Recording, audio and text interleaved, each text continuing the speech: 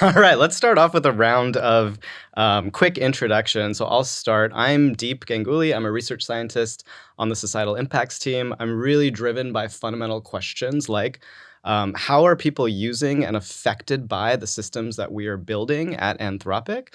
And how do we use that understanding to make our systems safer? And how can we anticipate sort of what the societal impacts might be down the line? And this is a very tall order because the systems we're building are very general purpose and they can have myriad downstream uses and effects on people. And then these days, my job is to find people much smarter than me and quickly get out of their way. And so that's this group right here. We're all part of the societal impacts team, and I'll pass it on to Esin. Awesome. Hi, I'm Esin Durmus. I'm a research scientist in the societal impacts team. I'm very lucky to work with this amazing group of people. I'm interested in understanding how AI systems will impact society at large. One aspect of this is to understand what values AI systems should have and how we can incorporate these values. And once we incorporate, like how we can evaluate systems, like to see what values they actually represent. And I was part of like this Clio work. I feel very fortunate about that. I guess we will get to that soon, but yeah, I want to pass it to Miles. Yeah, thanks, Essen. I'm Miles. I'm a research engineer on the societal impacts team.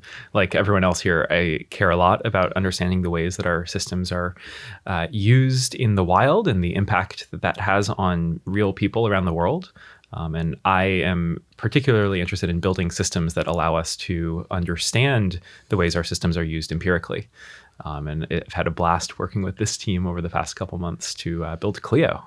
Hey everyone, my name's Alex. I'm a researcher on our societal impacts team. And I'm just really interested in, like Deep was saying, these are such general purpose systems. They're capable of so many applications, even many more than, any one person can anticipate. And I think I'm just motivated by trying to understand how these systems are used today as a way of building an understanding of how they might be used in the future, and like just generally building societal resilience as you have, weird new technology coming into the world, and seeing if we can do a good job at understanding, preparing, informing people. I always try to think about the parallel universe of me that didn't work inside a large AI lab and what that version of me would want, and what sort of information I'd want, how to be informed. And so that's what motivates me. And I've been really loved working with all of the other folks in this room and out on this Clio project. Okay, so going around the room, I heard a couple of things. The first is we all want to understand how our models might impact society. And then I also heard you all mention Clio. What is Clio? Let's start with you, Alex. And how does it help us understand how our models might impact society? Clio stands for Claude Insights and Observations. And basically, it's a tool that at a bird's eye view lets you understand what are the different use cases that people are using Claude for. So it could be anything from understanding Mediterranean history to help me design the science experiment. And it basically shows these high-level aggregate clusters of usage that help us understand the risks, the benefits, and where the technology is heading in the future. Yeah. And maybe, Essen, for you, what were we doing prior to Clio to understand how people are using our systems and or might be affected by them? Some things off the top of my head, we, as a team, had investigated a lot of sort of top-down approaches where maybe we assert a type of harm we want to see in the world, and then we go off and try to measure that. For example, like our language models or our AI systems more broadly, discriminating when they're used in sort of high-stakes decision-making scenarios. Or we kind of go more generally and have developed processes for red teaming our systems, where we sort of pay contract workers to adversarially probe our systems for harm, and then see where they're successful and sort of where they're not. And I'm curious to hear your perspective, like prior to actually doing more bottom-up work with Clio, where we analyze sort of a Google Trends for kinds of real-world interactions. What else were we doing, and what gap from your perspective does Clio fill? Yeah, so we were designing a lot of different evaluations, as you already mentioned, like, for example, like, let's say, like, discrimination. Like, Alex did, like, some work on this, like, to see if models discriminate against, like, certain protected groups. We thought that this is important because we don't want our models to discriminate, or like persuasion, like which, I led, like where we design like an evaluation to measure if models are persuasive or if they generate misinformation. So we would come up with like different things to evaluate for. And now we would like design evaluations around this to see like how models are behaving. And also, like, as you said, like doing like more human studies to like see like what humans think, like how they evaluate our systems. I guess like this is still an important aspect, and we are still doing a lot of evaluation work to evaluate our models for different like specific aspects. But one thing that was missing was like to see what is actually happening in the real world, right? Like where it, for example, where it is the most relevant to evaluate discrimination is, or like persuasion is, or misinformation is, to really understand how models are being used and being able to tailor our evaluations to these specific use cases. I think this is really important, and it really guides like us to like design like more thoughtful evaluations that match with like real world use cases. I think like it is really informative in that sense, rather than us like coming up with, oh, we should maybe evaluate this aspect, and we just make an evaluation for it. Maybe it's not perfectly representative of what's going on in the real world. I think we can come up with much better ways of evaluating, basically taking insights from real world usage. Yeah, in other words, we're trying to bridge the gap between sort of the laboratory setting, where we're sort of hypothetical, to the real world setting in which we're actually grounding our evaluations and our measurements in sort of real world usage. So to that effect, Miles, can you describe to us in a little bit more detail how we built Clio and like how it helps us kind of go from the bottom up from the data to understand these problems? Totally. So the way Clio works is it starts with a large number of real-world conversations, as Alex mentioned. And then what we do is we use a language model to essentially process each conversation and extract a private, sort of high-level summary of what's happening in that conversation. So the aspect that we often care about is what is the user's overall request for the AI assistant? And then we group the related answers together. And then we get these sort of really interesting clusters that tend to correspond to user intent. And then we can use another language model, once again, to look at those clusters and explain, well, what is actually happening in this group of conversations? And then we can kind of do that over and over again until we get this really nice hierarchy of uses, which allows us to get insight into the ways that our models are being used on several different axes without ever having to read raw conversations. And then what we finally do once we have that hierarchy is we have another model look through all of the clusters and then make sure that there is nothing in those clusters that is private or identifying. And the way that we've operationalized that is anything that could be identifying to the order of roughly 1,000 individuals. And finally, we apply sort of quantitative aggregation minimums. So we make sure that our clusters have a minimum distinct number of unique organizations and conversations, and then we expose those results internally so that we can design, for example, better evaluations so that we can understand the ways our systems are being used across a variety of different use cases. And we can do this with pretty high confidence that we are maintaining a high privacy bar for our users. Yeah, that's fascinating. So if I were to summarize what you said, it looks something like we use Claude to analyze conversations people are having with Claude. Exactly. And none of us actually read any of those conversations. No human actually has to look at the data. And even though that's sort of strictly true for general traffic, we still implemented sort of a defense in depth strategy to making sure that no private information is sort of divulged in our analyses.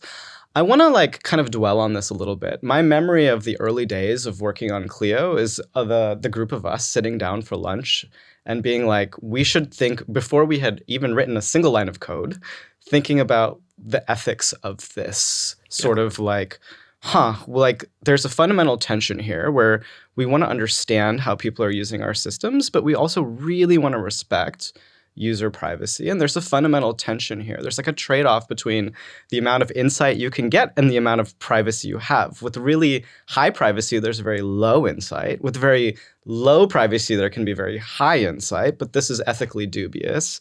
So Alex, can you walk us through your memory of that conversation, I remember it being very intellectually stimulating and important. Yet, how did we kind of coalesce on that framing and decide how we were going to approach this project from the beginning? Yeah, again, I feel like we were all kind of thinking, what would we want or be comfortable with if we were like users of Claude outside of Anthropic?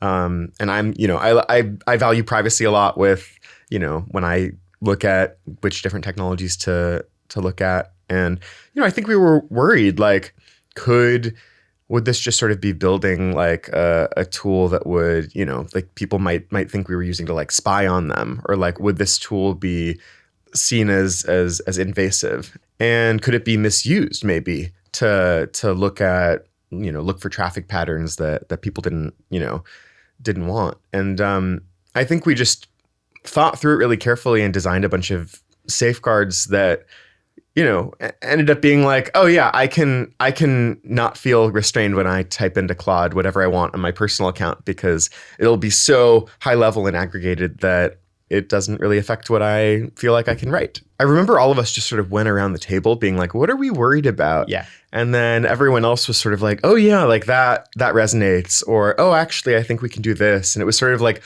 alternating between like high level, like, what could go well, what could not go well, and then like, oh, very granular, I think we could do this, I think we could do that.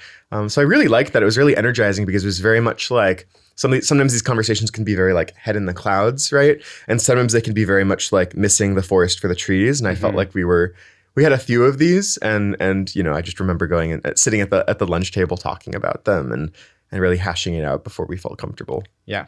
It was one of the more like intellectually stimulating and like thoughtful conversations I think we've ever had as a team together. And that's saying a lot for our team. And Esin, my memory of this conversation was that you were the most concerned early on, again, pre sort of writing any lines of code. Now that you've been a part of this project from sort of the beginning and the ground up, and you've seen how we've approached all of the ethical considerations we articulated at that early lunch, what's your position on like, how's your like thinking or feelings changed since those early conversations? Yeah, I guess I definitely feel better about it, like in terms of user privacy, because of like all the like thoughtfulness went into it, and like all the methods like that try to like make sure that it's like as, like preserving privacy as much as possible. So yeah, I think I definitely feel like much better about the overall approach we took, and also like seeing the like impact it has already made within Anthropic. I think it was definitely worth it. Like it already had a lot of like different use cases, like in terms of safety, or like to understand how users are using Claude. Like it gave a lot of different insights, as I said, like to inform our evaluations, product, safety, all these different aspects. I think it was definitely a good idea to do this project, and we took a very thoughtful approach to like preserve privacy, in my opinion. Awesome.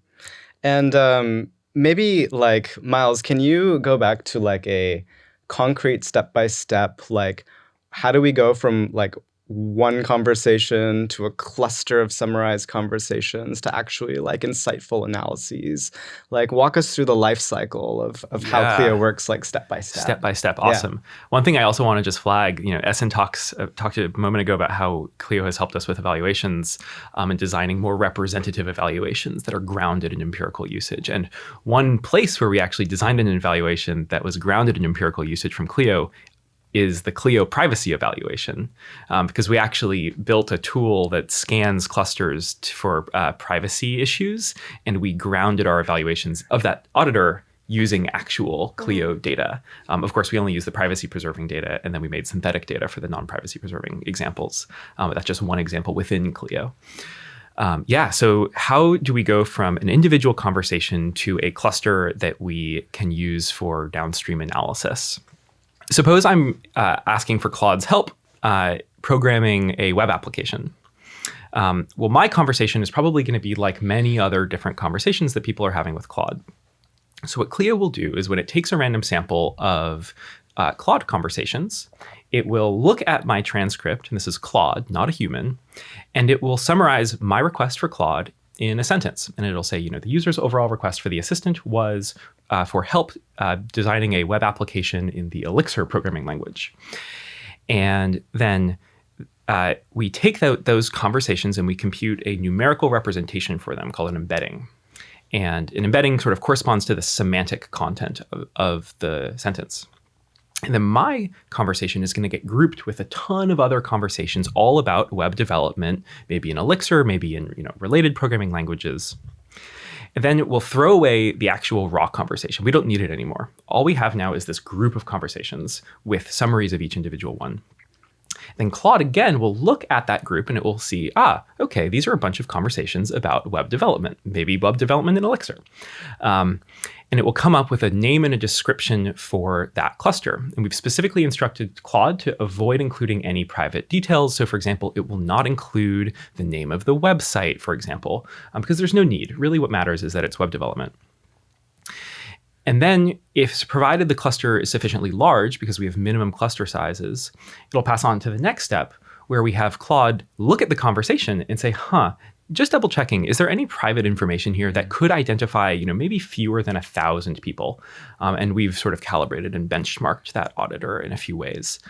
And if so, then we have this sort of final aggregate cluster that has been stripped of any raw identifiers for the underlying conversations that includes, say 1,000 conversations about web development, maybe in Elixir if there are enough, and summary statistics about, say, for example, the language breakdown of that cluster.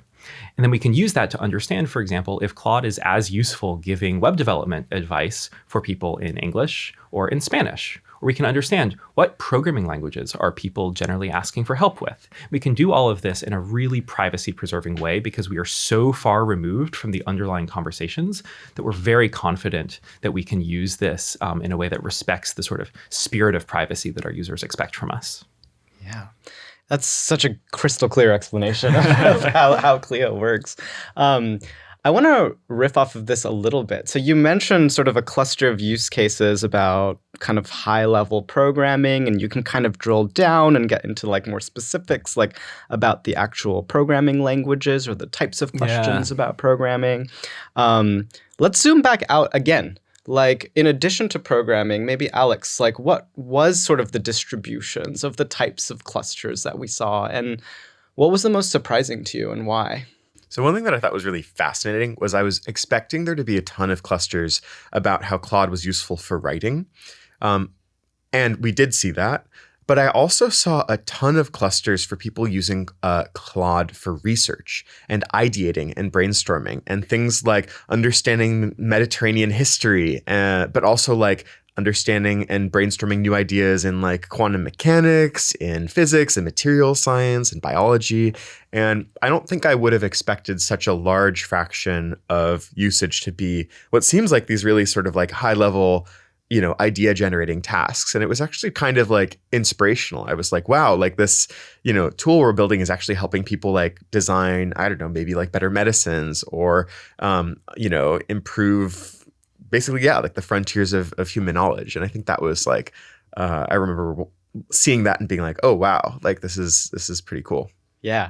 I think that, I don't know if surprise is the right word, but it sort of like impacted me in an interesting way. I saw a big cluster of people asking for parenting advice. And as a parent, I was like, wait, I've never once thought to ask Claude for parenting advice. And so I asked Claude, like, hey, what kind of parenting advice do you have? And it actually suggested something that I actually now use, which was like, you can ask me to code up using artifacts like simple games that are meant to teach algebra. And I was like, ooh, great. Can you do it in Spanish? And Claude said, sí, verdad. And I said, let's do it. And I sat down with my kids and we coded up these little games that try to teach you algebra using in Spanish.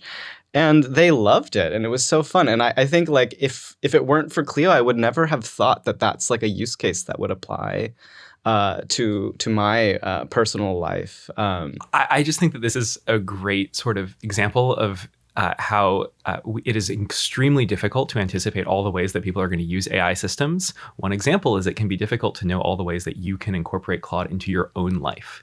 And so, sometimes we think about unknown unknowns from a safety perspective, for example, but there are also unknown unknowns from sort of an uplift in personal development perspective. And like using Claude to generate algebra games in Spanish is a great example of that.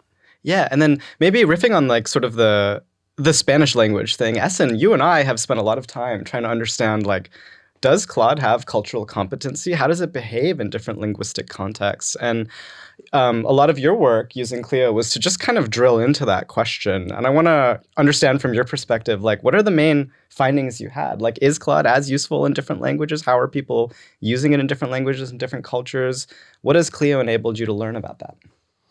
Yeah, that was very interesting. Also related to what you just said, like, and what Alex said, like people use Claude in actually very subjective settings as well. Like, for example, to get like relationship advice or like health advice or how should I make my hair, like, or as you said, like parenting advice. That was really interesting to me because, as I said earlier, I am very interested in this like values questions, like what should model do in like subjective settings, open-ended settings where there is no like clear-cut answers, and seeing like this is actually relevant to like real world usage was like very nice or like interesting to me, and it kind of validate like this question even more. And like, yeah, it kind of motivated me to like explore this direction more. Okay, like this is really relevant and we should really spend time exploring this further because it comes up in real world interactions.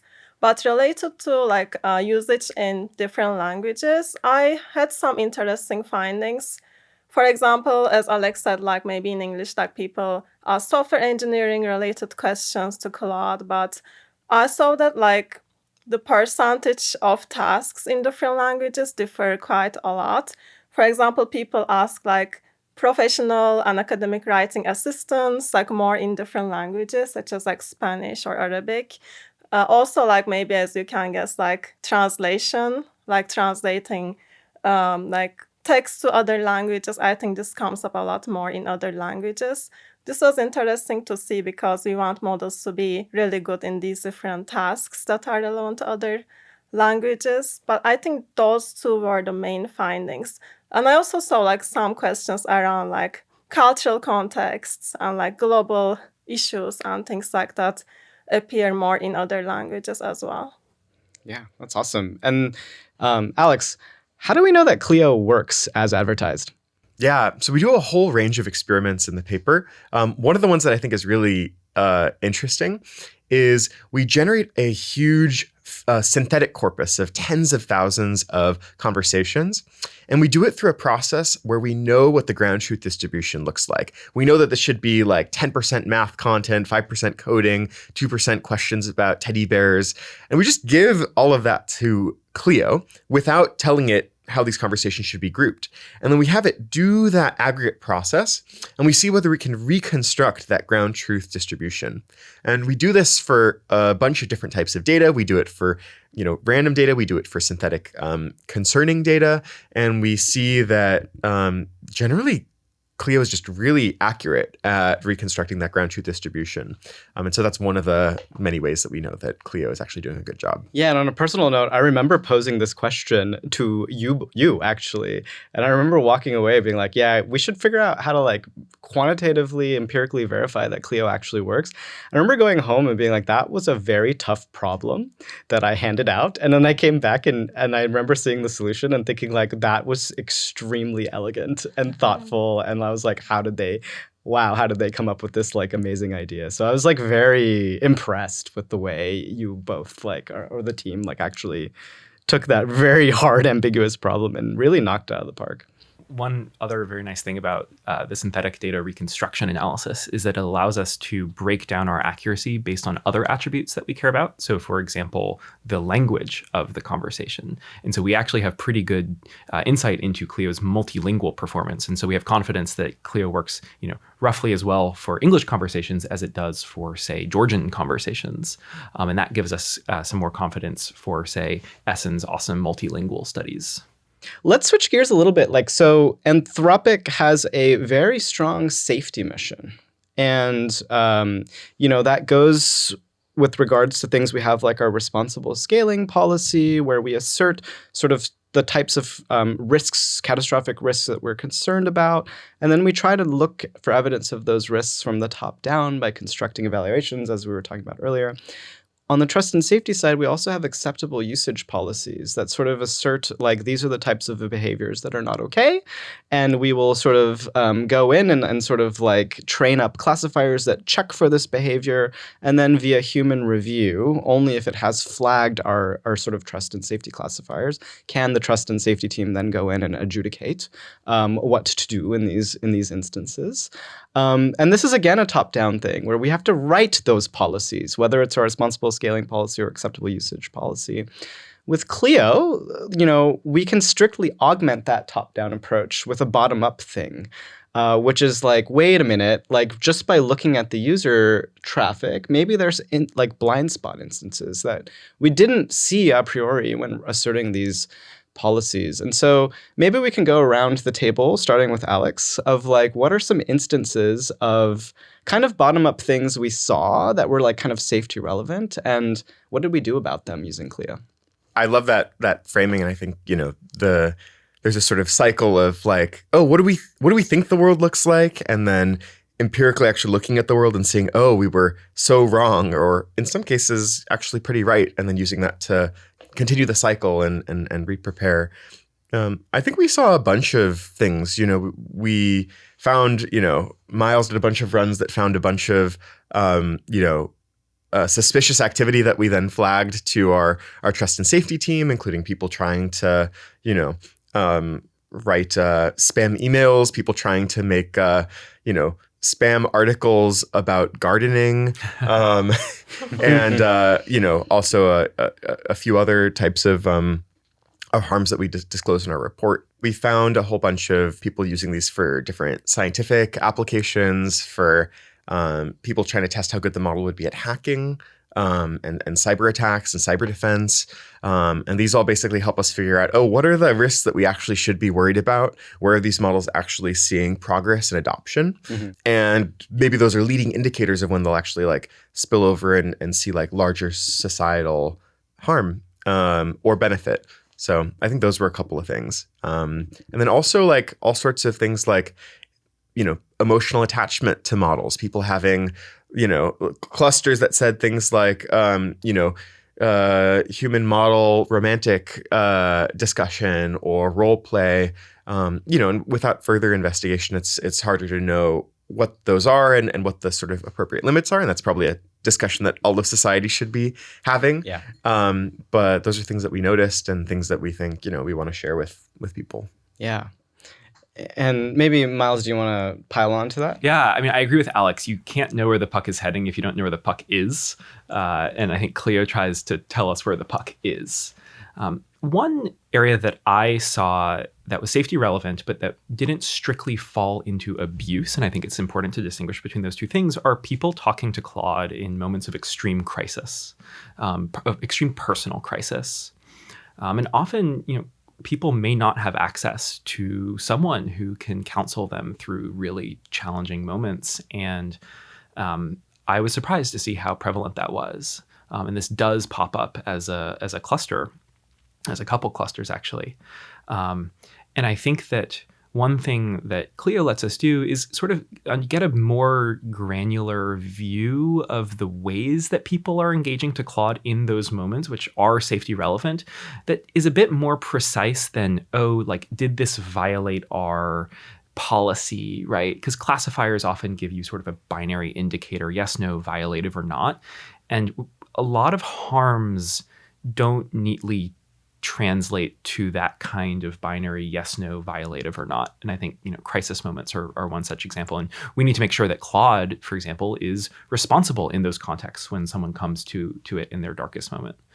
And so one area where Clio has been helpful is sort of like disaggregating what is triggering our classifier so we can get a more granular view and say, this cluster definitely is really violative. This cluster is right on the border. Maybe it like superficially looks like something that would be violative, but it's not. Mm-hmm. And then we can sort of go back, improve our classifiers, improve our policies, if we want to go that far, to sort of draw better boundaries.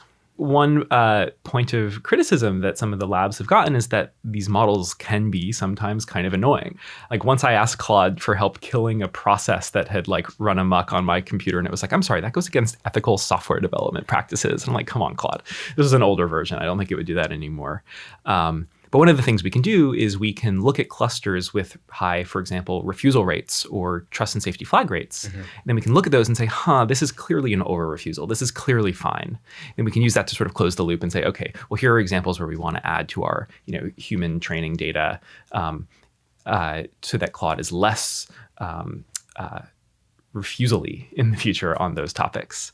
And importantly, we're not using the actual conversations to make Claude less refusal-y. Instead, what we're doing is we are looking at the topics and then hiring people to generate data in those domains and generating synthetic data in those domains. So we're able to sort of use our users' activity with Claude to improve their experience while also respecting their privacy.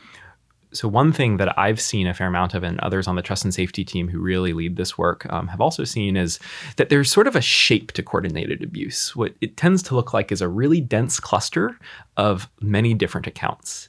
And so you have this sort of very large cluster that's disproportionately dense, and you can just zoom in on that and immediately spot it often because it's just so clear, because normal behavior tends to be much more diffuse. And so if you have tons of different conversations coming from tons of different organizations that are all just about the same exact topic or they have the same format, you can really quickly spot that on the map because it's just this tight ball. And real world regular usage just doesn't show up like that. Yeah. And then going back to the sort of the refusals, maybe this one's for you, Esin. Like when Claude sort of decides to refuse or not to refuse, it is implicitly making some sort of a value judgment. And with Clio, we're able to identify the refusal ratios within sort of like clustered topics of conversations. And sometimes we have found things where like Claude is really refusing, like, kill a programming process. Like that's an over refusal. And sometimes it's sort of under refusing. So for example, a request to translate harmful content in English to a different language, it might be in violation of our usage policies, but just by virtue of asking for a translation task as opposed to a generation task, it actually under refuses. And so there is some sort of value judgment here. It's gray area. And so how do you think about kind of using Clio analyses to address this problem? Like how can we use our understandings and our learnings here to kind of tune up the over-under refusals? Yeah, that's a great question. I guess so we are interested in understanding like whether like when Claude is refusing, first of all, like does it refuse the queries that are like obviously like attempts for misuse, and then there's this gray area. I guess like one thing like we could do is like really like pinpoint value related interactions or like interactions where value judgments would be relevant, and then looking at like the refusal rates for those interactions. So we are interested in this direction and we are currently exploring it. I think it would be really interesting to see, for example, like in English, Claude is refusing less, but in other language, it is refusing more for similar queries, vice versa. I think this is still ongoing work, but it's definitely very interesting. But yeah, I guess Clio allows us to be able to analyze these interactions, like maybe where there's more subjectivity, and look at the refusal rates to like see in what context it's like maybe like more hesitant to respond versus like in what context it feels like more confident to give a response. Yeah. And while we were developing Clio, the US general elections were taking place. And I remember sitting down as a team thinking like, we actually don't know. This is the first time in the history of the country that anyone can go to a chatbot and ask it for either information-seeking questions, where do I register to vote, or subjective questions, who should I vote for? And I remember thinking, we can maybe use Clio to sort of understand this, and this feels very important. And maybe like, Esin, can you walk us through kind of the analyses we did, and the very exploratory analyses, and sort of what we found in that effort, maybe at a high level? Yeah.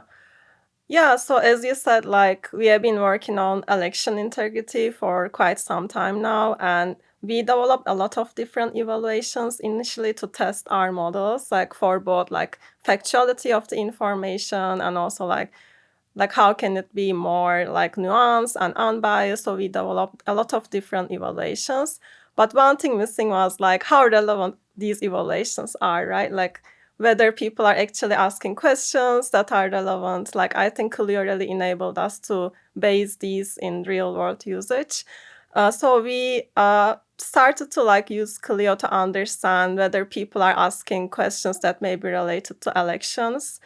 And we found some usage that was interesting. For example, people asked like political information or like information about different policy, issues and things like that, or like to really understand how like electoral college works in US, like to really get more information about how the system works and to get like more information about like the political issues and things like that. And we were already building evaluations like to make sure our models are as nuanced and unbiased as possible, but seeing this usage was kind of like giving us more validation. And we could also like look at the refusal rates for different clusters, as Miles was talking about. I think it's important for model like to be aware of like misuse and like refuse. So it could also enable us to see, okay, this cluster may be potentially misused and model is doing a good job in refusing this. I think that was a good validation as well. Yeah, I mean, I think my memory of all of this work, going back to something Alex said earlier, was, well, we have an idealized vision of what the world looks like, and then sometimes, and we use Clio to actually understand what the world looks like. And with respect to your amazing election integrity work, like it turned out that your vision of what might be happening, and like developing these evaluations in this election integrity suite that you built actually mapped on to the real kinds of like things we were seeing in the wild. And like I just remember being like, ooh, we're in a period of like a lot of uncertainty.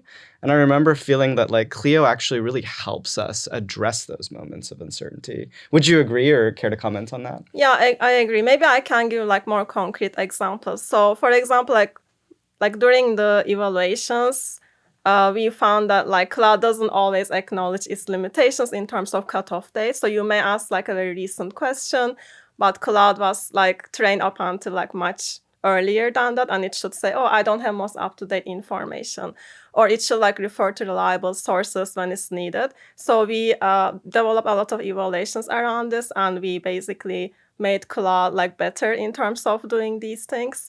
But like Clio, like you can imagine, allow us like to test this really like specifically. For example, you can ask Clio like, okay, what are the conversations where these things are really relevant? And then see how model is behaving, whether it's like actually referring to cutoff date or it's referring to like reliable sources. So it really allows us to base these evaluations in real world, like how relevant is this, and like whether Claude is doing what it is supposed to do, and how we can improve Claude to be better in terms of these. Yeah. Yeah. Okay. Thanks, Esin. And going back to like this, like Clio can provide some amount of like comfort in these like moments of uncertainty where we want to make sure our version of the world matches what we're actually seeing in the data. Another thing that happened while we were building Clio was that we deployed in an early access program a new capability where Claude can actually use a computer. It can point and click. You can give it tasks. And then it can go off somewhat agentically sort of solve problems. And we did so much work to do the pre-deployment testing of it, but we're not perfect. And I remember thinking, oh, you know what we need to do? We need to like have some sort of post-deployment monitoring with Clio to understand how this is actually going to go and whether our pre-deployment testing was sufficient. And so Miles, how did that work? Yeah. So we there was a ton of effort across Anthropic trying to anticipate the ways that computer use might be used in ways that are harmful. But the reality is that the world is incredibly creative, and we have to complement our sort of proactive safety measures with really effective post-deployment monitoring. In other words, like Clio allows us to strictly augment our approach to safety. We have all of this efforts in sort of top-down pre-deployment testing, and with Clio we can augment that with sort of post-deployment monitoring and make sure that we're seeing things and thinking clearly from both sides of sort of the safety spectrum. Okay, Alex. It's a bit unusual for frontier labs to sort of openly discuss the patterns that we're seeing in user data, whether or not they're sort of like beneficial use cases like the ones we've been talking about, or issues with safety. So there's a lot of tensions here. What are some of those tensions, and why did we decide to publish? Like, what was your vision for putting this out there anyways? Yeah, I think when you think on the face of it, like, and you say, yeah, let's just release a lot of information about our products and the top use cases and all the ways people are misusing, our systems, like you'd probably expect people to be like, that's a terrible idea. Don't ever bring that idea to me ever again, And I think the truth is that companies definitely have all sorts of metrics internally about, all of their top use cases and what people like and don't like. But I think, Anthropic is a little bit weird in that, we're a public benefit company and we're, we will do things that are not optimal for the company because we think it's right to share it with society, right? And because we want to build societal resilience and because we think this technology has the potential to be pretty, transformational. We don't know at what timelines, we don't know, in what ways and to what degree, but a world that doesn't know how the technology is already being used and transforming, the ways in which we do work, the ways in which we interact with each other is definitely not going to be prepared to, tackle technologies that are like much more advanced versions of these technologies. And so I think we saw this opportunity to really be like, yeah, look, we're going to like share a lot of this information. And to their credit, I think, a lot of the folks on product and policy and legal were just backed us up on that and said, yeah, it's for the benefit of everyone to share this information. We hope that a bunch of other folks in other labs start sharing some of this information too, because, hopefully it makes the world a better place, both for the, negative use cases and risks of the technology, but also for all the benefits, like seeing all the ways in which it, could help, make people productive and just in general, like improve people's lives. Yeah, amazing. And along those lines, like how reproducible is Clio? Like if I'm at, let's say, a different organization, have we put enough detail into our methods that anyone can kind of rebuild this and also do this sort of pro-social work? Yeah, we have a very long appendix with all of the prompts that we used, the hyperparameters, a lot of details. Thank you, Miles, and many of the other folks who are working on this for really documenting all that carefully, because we want people to build their own versions and have this information and share it. Because one of the big question marks of Clio is we have only our data to look at, right? And there's many other language models out there in the world, many other types of AI tools, and we can share what we know, but we really don't know the whole picture. We just know a slice of the pie, and it's only when a bunch of, when the whole ecosystem starts sharing this information that we can really get the fullest picture about what this technology is today. I think I'll close with like a roundtable discussion that's a little bit more future forward. So we all as a team have been kind of heads down, like building out Clio, showing sort of like signs of life, signs of success, interesting measurements that are sort of strictly improving our approach to safety and helping us really understand how people are using and might be affected by our systems. And we're just getting started. And I want to end with like, where are we going to go next? So like, what do you want to work on using this new technology that we've built, and why? And why is that important? And so let's start with Esin. One thing I'm interested in is to look at like where subjectivity is coming from and like what are the subjective use cases and how Claude is making value judgments. Like, because I'm really interested in like value pluralism direction, like we want models to be as pluralistic as possible and represent like different viewpoints. Like not like be very homogeneous, like make the world more homogeneous, but really represent different viewpoints. I think Clio gives us a really good tool to like really understand this, like where subjectivity is and how models are behaving currently, what we want to improve, maybe like really like understand how we can go to that direction. I think this is one of the areas I want to explore with Clio. Amazing. Me too. How about you, Miles? Yeah, everything Esin said. I'm also particularly excited about sort of showing by example that we can set an extremely high bar for privacy while also gaining important insight into our systems so that we can, for example, enforce our policies really effectively and understand and mitigate harm from our model. Another area is understanding the emotional impacts of these models. I think, one thing that I have seen in Clio clusters is people connecting really deeply with these tools in many different parts of their life, as a coach, as an emotional partner, in some cases as someone giving advice on really, really challenging questions and challenging moments. And we have a responsibility to understand the ways that people are talking to Claude in those moments of vulnerability and make sure that Claude sort of lives up to their expectations and is a sound partner. Totally agree. I'm really interested in using Clio to understand how the way we do work changes. What are the economic impacts of the technology? How is it, diffusing across different use cases, different, patterns? Is the technology augmenting people? Is it replacing certain tasks? Can we use that to, protect people or arm them with, information about how, the world might change in the future? I think that's really exciting. I'm also just excited to, use the technology to understand new positive use cases, right? Like how is Claude actually getting a lot of traction for positive medical applications? Should we try to accelerate and empower people who are experimenting with Claude to actually reap the full benefits of that? How's it being used in educational contexts, right? Like there's a lot of discussion about what's the role of AI in the classroom.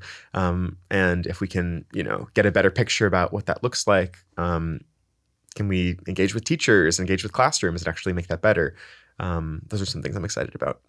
Amazing. Perfect. Yeah. Did any of it Thank make you. sense, or do you think we're like nerds or? I mean, I already knew you were nerds, but that's He's on to us. Awesome. Cut. Thank you. Cut.